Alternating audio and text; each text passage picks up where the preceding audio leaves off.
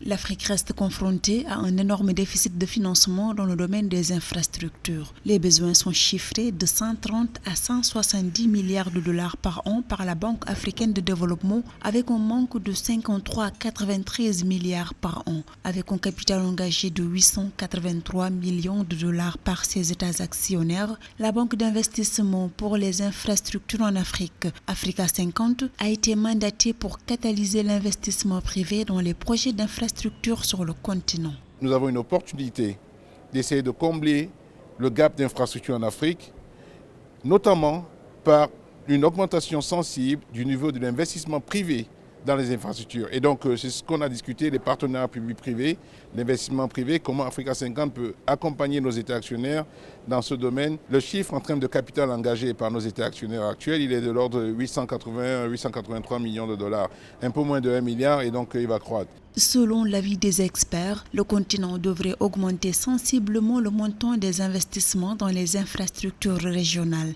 Ainsi, le développement de celles-ci soutiendra la mise en œuvre de la zone de libre-échange continentale africaine.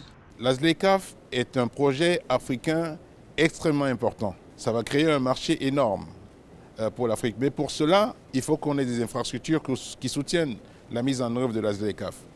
Et donc, notamment les infrastructures régionales. Malheureusement, aujourd'hui, il y a très peu d'investissements en infrastructures qui vont dans les infrastructures régionales. Je crois que le dernier chiffre publié par la Banque africaine de développement et ICA, Infrastructure Consortium en Africa, c'est à peu près 2% du montant des investissements dans les infrastructures qui vont dans les infrastructures régionales. Par ailleurs, Africa 50 est le principal développeur du projet Pont-Route-Rail sur le fleuve Congo, reliant les deux capitales, Kinshasa et Brazzaville, en République démocratique du Congo et au Congo. Une manière d'œuvrer en faveur du développement des infrastructures régionales sur le continent.